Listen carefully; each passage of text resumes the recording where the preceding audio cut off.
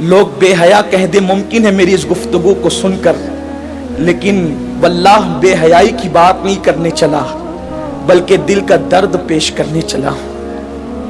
کوئی بے حیا کہے تو لاکھ کہہ دے، اس لیے کہ شوق نہیں ہے، مجبوری کہلوا رہی ہے۔ جو کہنا چاہتا ہوں، آج ہمارے نوجوان جس فعل بد میں سب سے زیادہ گرفتار ہیں، زنا سے بھی زیادہ، وہ ہے اپنے ہاتھوں سے اپنے اوپر غسل کو فرض کرنا۔ مجھے اس سے آسان اور اس سے باحیا الفاظ اس گناہ کے حوالے کی تشریح کے لیے نہیں مل پا رہے ہیں کہ لوگ اپنے ہاتھوں سے، نوجوان حمام کے اندر بیٹھ کر، بیت الخلاء میں بیٹھ کر، تنہائی میں بیٹھ کر اپنے ہاتھوں سے اپنی عصمت سے کھیلتے ہیں اور وہ اپنے ہاتھوں سے اپنے اوپر غسل کو فرض کرتے ہیں۔ یہ کیا ہے؟ اللہ کے رسول صلی اللہ علیہ وآلہ وسلم فرماتے کہ جو اپنے ہاتھوں سے اپنی شرمگاہوں سے کھیل کر اپنے اوپر غسل لازم کریں، آقا فرماتے اللہ کی، سارے فرشتوں کی اور مجھ محمد کی اس پہ لعنت ہو۔ حضور جس پہ لعنت کریں، جو بے باک لڑکے، بے باک چھوکرے، وہ تو زنا کے اڈوں تک جاتے ہیں، لیکن نام میں ہاتھ جو شریف کہلاتے ہیں، وہ ڈرتے ہیں کہ زنا سے پکڑ نہ لیے جائیں، عزت نہ چلی جائے، تو وہ اکیلوں میں، بستروں پر، مکانوں میں، دکانوں میں، تنہائیوں میں اپنے ہاتھوں سے اپنے سرمایے کو برباد کرتے ہیں۔ میں اپنا دل کا درد اپنے ان بھائیوں تک پہنچانا چاہتا ہوں، اور آپ کے توسط سے دنیا بھر میں میرے جو نوجوان اس فعل بد میں گرفتار ہیں، جس پر رسول پاک نے لعنت کی، اللہ نے لعنت کی، حضور علیہ الصلوۃ والتسلیم کے غلاموں، جو اپنے ہاتھوں سے اپنے اوپر غسل فرض کریں، قیامت کے دن ان کو زانیوں سے زیادہ سخت عذاب دیا جائے گا، زنا کرنے والوں سے بدترین عذاب ان لوگوں کو دیا جائے گا۔ اور میرے آقا علیہ السلام فرماتے ہیں قیامت کے دن کچھ لوگ ایسے ہوں گے جن کے ہاتھ حاملہ ہوں گے، ہاتھوں پر حمل کے آثار ہوں گے۔ صحابہ نے عرض کی یا رسول اللہ، لوگوں کے، مردوں کے ہاتھ حاملہ ہوں گے؟ آقا فرماتے ہیں ہاں، جنہوں نے اپنے ہاتھوں سے اپنے اوپر غسل فرض کیا ہوگا، اشاروں کی زبان میں اس کا مفہوم عرض کر رہا ہوں، قیامت کے دن وہ اس حالت میں اٹھیں گے کہ ان کے ہاتھ حاملہ ہوں گے۔ اور یاد رکھنا، ایسا کرنے والے ان کے چہروں پر پھٹکار برستی ہے، آنکھوں کے ارد گرد کالے کالے ہلکے پڑ جاتے ہیں، گڑے پڑ جاتے ہیں، آنکھیں اندر کو دھس جاتی ہے، زندہ رہ کر بھی انسان مردہ نظر آتا ہے۔ اور اگر 1 مہینے تک یہ فعل بد کر لیا، ساری زندگی اس کی عادت پڑ جاتی ہے۔ ایک وقت تو وہ آتا ہے کہ انسان شادی کے قابل نہیں رہ جاتا، جب ماں باپ شادی کا پلان پیش کرتے ہیں، ادھر منہ چھپا رہا ہے، ادھر منہ چھپا رہا ہے، گویا کہ اپنی زندگی کو تباہ کر چکا ہے، برباد کر چکا ہے۔ سنی دعوت اسلامی کے اجتماع میں آنے والوں، وقت کے اختصار کو ملحوظ رکھتے ہوئے بس اتنا پیغام آپ کو دے دوں، اگر آج سے پہلے کسی نے اپنے ہاتھوں اپنے اوپر غسل فرض کر کے حضور کی لعنت مول لی ہے، اللہ اس کے رسول کی لعنت کا وہ شکار ہوا ہے، اللہ اکبر، تو وہ آج اس سنی اجتماع میں سچی توبہ کرے، اس لیے کہ توبہ انسان کی زندگی کو بدل دیتی ہے۔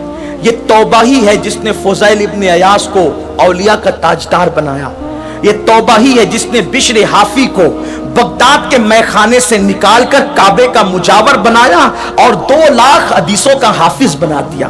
یہ توبہ ہی ہے جو انسان کو بہت بلند مرتبے تک لے جاتی ہے۔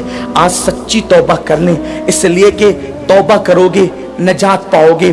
ایک حدیث پاک کا خلاصہ اختصار سے اور اپنی گفتگو تمام کروں، جب بھی ایسے گناہ کرنے کو دل چاہے تو اس وقت اتنا سوچنا کہ اللہ دیکھ رہا ہے، اگر یہ سوچ کر کے گناہ چھوڑ دیا تو زندگی کامیاب ہے۔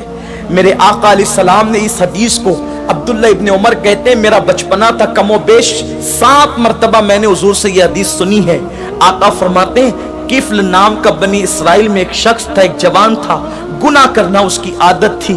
ایک مرتبہ ایک لڑکی کو پیسوں کی ضرورت تھی، محلے میں کسی نے نہیں دیا، سینکڑوں کی ضرورت تھی، اس نے ہزاروں دے دیے۔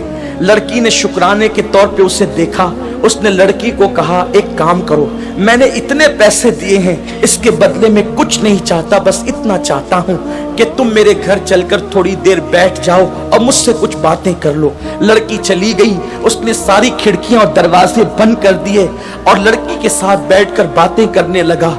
جب کھسک کر کے آگے گیا تو لڑکی کے بدن پر کپ کپی طاری ہو گئی، وہ اٹھ کر کھڑی ہو گئی۔ اس نے پوچھا اے لڑکی، تیری مدد کسی نے تو نہیں کی، پھر آخر اس کھڑکی دروازوں کے بند ہونے کے بعد تو کس سے ڈرتی ہے؟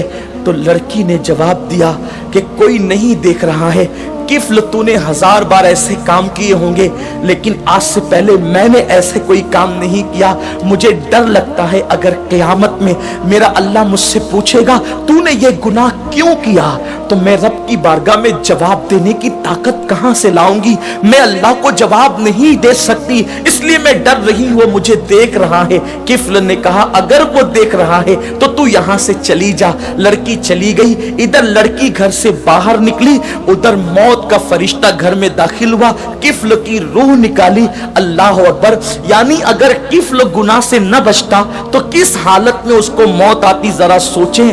بستروں پہ لیٹ کر اپنے اعضاء سے کھیلنے والوں کو میں پوچھنا چاہتا ہوں، گندی تصویریں دیکھ کر اپنے اوپر غسل فرض کرنے والوں کو پوچھنا چاہتا ہوں، زنا کے مناظر دیکھ کر اپنے جذبات پہ بے قابو کرنے والے میری قوم کے جوانوں سے، میرے بھائیوں سے پوچھنا چاہتا ہوں، میں اپنے قوم کے مستقبل کو کتنا تاریک دیکھوں۔